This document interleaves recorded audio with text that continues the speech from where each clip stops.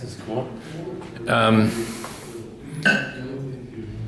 So it's been a wealth of information and sharing stuff about Michael, which I really appreciate. But one story I haven't heard from you is when you first heard Michael.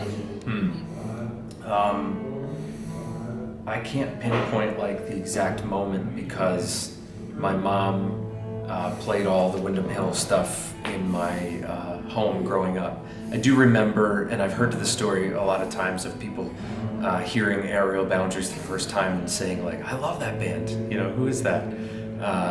So I think, early on I do have a memory of like listening to Aerial Boundaries. So that came out, 84? June of 84? I think that's right. Something around there. And so I was born in 85, and so I do have early memories of that record. But that's in my consciousness before I'm a guitar player, before any of that. So, and this is one of the beautiful things about Michael's music is there's such a depth and density about it that some people have the immediate lightning and then they're just absolutely hooked. And I grew up with these sounds before I became a guitar player and then rediscovered them as a guitar player. And then, lived the teen years and had a broken heart and went to college. And it's like, there are so many layers of rediscovering Michael over the years. And when I went to school, to college, and I was sort of starting as a music major, then it was like I was struck with Michael all over again. And at this point, it was, what was he reading? What was he thinking? What was his path? And so I actually changed my major to philosophy, and I graduated with a degree in that because I think Manring has talked about this before as well. Like part of the approach of those two is music is a language. You can study the grammar and the syntax and how to put things together. But language tells stories. So like, what are the things that go into the inspiration well that you pull from when you're composing? What is this personal path, quest that you're on that you discover and music connects you to? That helped me rethink all of the years of hearing Michael's music, fresh, anew, all over again. And sort of having him as almost a guru in the personal, spiritual, creative path, just as much as music, And how were you discovering that about him? Through his music, or were you talking with Manring about this stuff? Or? I met Michael Manring in 2009, and we've talked from time to time, but there is something that is so like every time I've read an interview or seen an interview with Michael, I got to like the artist profile back in the day on VHS and the Windham Hill Live with Shadowfax, the Red Rocks, so I had those videos, I'd watch those over and over. The way that Michael talks is so incredibly articulate about these huge concepts. And then, you see them, in the music. And so, I love dirge, but when I hear him talk about where dirge comes from, or ignition or something, which, by the way, I'll share Sunday morning if you see my presentation. Fantastic. I've got Michael talking about where dirge comes from. Fantastic. He says it's kind of a death march, and then he smiles at the audience about the idea that it's a death march. And then but of course he wrote it from Harbin Hot Springs. Yep. That story. Yep. Yeah, and I think that's part of the dense lure, and also the folk lure of Michael is all of these interesting.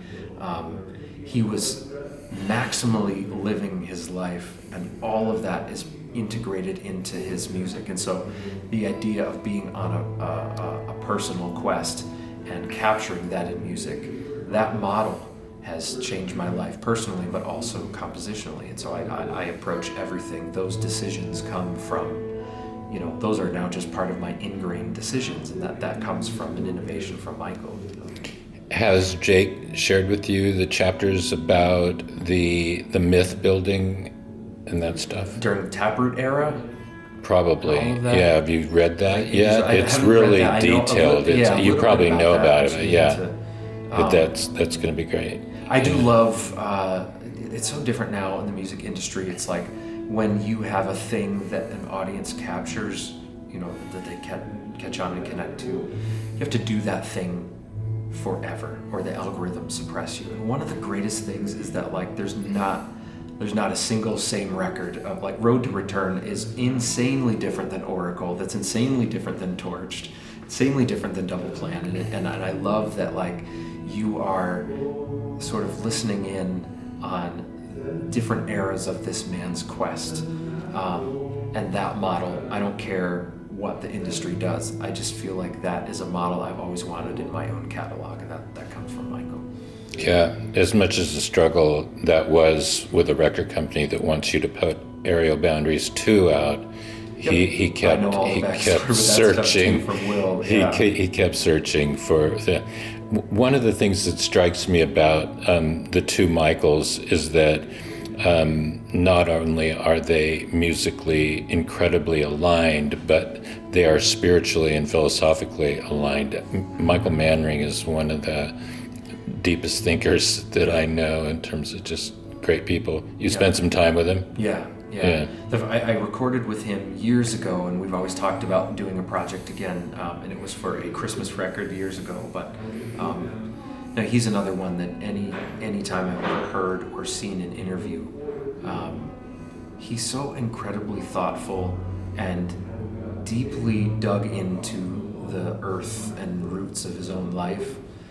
That's where the best art comes from, instead of trying to look fast and flashy. And so I deeply, deeply admire and am grateful to both Michaels forever. He has a tune that he played in Yosemite. He did a little house concert. Callan was there, and he did The Enormous Room. That's one of my all-time. He said this is from my favorite book or something like that. So. That tune to me. So I remember in the artist profile, Michael starts playing that tune, and then Hedges comes on and talks about how he met Michael, and I just at that time. It was just, we didn't have Spotify and all that stuff, so I was trying to hunt down the record. Where is The Enormous Room? I couldn't find it. And then years later, a version popped up on YouTube of a house concert that he did, and I can't tell you how many times I listened to that, because there is so much. I would say that, and maybe Cellini and Ed Hahn, The Book of Flame, Blue Orleans. There's I've got all those on my YouTube channel. All of those are extremely deep pieces that every era of life you can return to and learn something new. And so I always feel like that a piece is maybe not done, because it always shifts and changes, but when it's starting to become its own entity and it builds its own myth, it goes out into the world, people have different connections to it, and the process that you brought to it, it was very specific, but it's open enough that everybody, the saying, what's most personal is most universal. When you really write and create from such a level of deeply personal interest and interaction and pain and joy and all of that, that's the level that connects with the most amount of people, despite what the algorithms want to tell you nowadays. Yeah. So I get choked when up did you? About this stuff. I like that. When did you start playing guitar? I started when I was 10. And were you studying classical to start? To start, I studied just kind of like I did the Hal Leonard, so I grew up listening to Hedges and Will Ackerman, and I adored this guitar player named Phil Keaggy, who was a massive Hedges and Ackerman owner. And so by the time I started playing guitar at 10, I already had all of these other sort of textures and possibilities in my mind with no earthly idea how to do them. But I remember changing the tunings, very early on, which is funny because all these years later I played mostly standard, but early on it was already what else besides the Hal Leonard Book 1, I had to start somewhere, so I did do that. I started with this method before the Hal Leonard, now I remember, was called chroma, and you put there was colors for each string, and then you'd play the notes based on the color, and that was a really interesting way for me to understand guitar and notes. And years later, when I was developing the kalimba, I needed to come up with a color coding system for the notes, because the edges of the tines all look the same. So when I see it on the edge of the guitar, I have to use Sharpies to color the edges of each of them. And so I returned back to those color things. So it's kind of fun to just perceive now, like, you know, D is always red and green is always F and B is, you know, it's kind of fun to return to that all these years later. And so you're saying that Michael was an influence, even if sort of by proxy, when you were young and starting with your guitar playing? Oh, absolutely. Yeah. And then at some point, did he become more influential in terms of your playing? I mean, yeah. There's nothing, I've heard you play, and, you know, there's a lot of people that sound pretty derivative, and I'm not getting that, but there's a lot of influences, I guess, that I'm not seeing. So I think that, like, the textures of Michael, and I'll play some stuff that I haven't played in 15, 20 years that will be, okay, this is Jitter Boogie, you know that this is where this comes from, you know, and so I'll play some of that stuff tonight. But I would say that, like, my understanding of Michael and the catalog, and now just getting to, you know, I toured a bit with Will Ackerman, and just, like, really going into, like, you know, the long, you know, you get to know somebody on the road, and we had a couple of those long car rides of just, like, really going back and trying to get the behind the scenes, who really was he, and, you know, getting to know Brendan and Misha, and kind of getting all these other perspectives. It's like where Michael's legacy has lived in me is in this beautiful ambition and this, like, reckless abandon to just, you know, go into any genre and just, like, completely find what works for his own path and feel no shame taking it and integrating it and becoming and just opening up, I'd say, you know, just kicking down the walls from the inside of the tradition, you know, at that point, and starting something completely brand new. That path to me, yes, I did, you know, go through Aerial Boundaries and Ragamuffin and learned all of those tunes, and they are infinitely deep. But what was the deeper well for me was Michael's spirit and personal. So that is in everything. But I also understand that what Michael was about was right for his path. So I like the architecture of him, you know, going in and reading, you know, Tibetan Book of the Dead, and around that time when I discovered you know, that was when I had, like, the artist profile, that I got really into, like, Zen practice at that time. And so it was like I was just sort of taking a couple of hints, but knew that I was always on my own path. And I always felt like Michael in some way was just kind of like guiding, you know, not guiding me, but just, like, sort of allowing me to, like, keep going down that, you know, you don't need to study Bartok, it's okay. Bartok gave me this incredible thing. What is that for you? You know, so I always felt that. And at the time, sort of rediscovering Michael, becoming sort of a spiritual guru, that was in college. You know, I'm studying philosophy, and I was really into this monk named Thomas Merton. So there was this, like, you know, Michael Hedges and Thomas Merton, and I would be going to philosophy class, and I'd come back, and that is what made me so excited to play music. Whereas when I was doing just the music courses, I got zapped out of that. Whereas Michael was, like, completely into the music program, and I know he upset a lot of people because he was, like, bumping up against the walls before he could completely kick them down. But I don't know. To me, I guess at this point in my life, there are so many eras of Michael that I have rediscovered, and I know there will be infinitely more. But I feel like, you know, Andy has a song called "The Friend I Never Met," you know, and I feel that way. I don't know. It was incredibly moving to be able to talk to Brendan, and we went pretty deep into when we were recording the interview for the film, and I just get choked up and crying, you know, like Free Swingin' Soul, and, you know, talking about there's that line where he says, "I'm watching my kids climb up to slide," you know, sort of when I'm gone, will they remember me, and being there with Misha, and, you know, being able to give him a hug all these years later of listening to that. It's like it's an incredibly beautiful thing. All of that goes into the music, whether that is directly from an Aerial Boundaries thing. Yes, I've done all of that, but my gosh.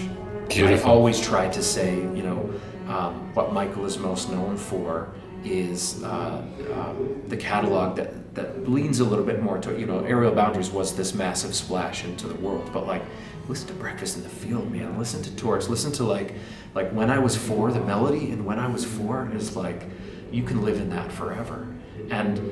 Or Dream Beach and Ursa Major, there are these tunes that have such immense depth and spirit. Rough Wind in Oklahoma, Spring Buds, like these are tunes that have such depth of spirit and capacity and show human potential for the path and creativity. Aerial Boundaries is great, but understand there's so much more depth to this catalog, and that's where I feel like, I'm still swimming into all of that, and then I come back to Aerial Boundaries, I'm like, oh shit, it's the same guy, that's right. And he did the astrophysics level of all of that stuff too. That gets the left brain. And then I go deeper into maybe Menage a Trois or Spirit Farmer, or is it Magic Farmer? I always get that mixed up. Farmer. Yeah, Magic Farmer, the last tune on Aerial Boundaries. And then that sets me, that ignites the right brain, and then it just like torches the heart, and you're like, this is the path. This is what Michael did. And I feel like that's what he needs to be. His legacy needs to be known beyond the genius of the Aerial Boundaries era, and really understand this man just like lived in the world in such a loud, beautiful way that opened up possibilities that were not here before he was on the planet. I'll play Sunday Morning, the only time Menage a Trois was ever performed live. Yeah, and Jake's book is going to talk so much about that side of Michael that you've shared. That's great. How did you hear? Back to the question of how did you hear that Michael had passed? I don't know if I remember like a specific time. So, so I would have been, 13? Misha would have been 13, 14, right? Around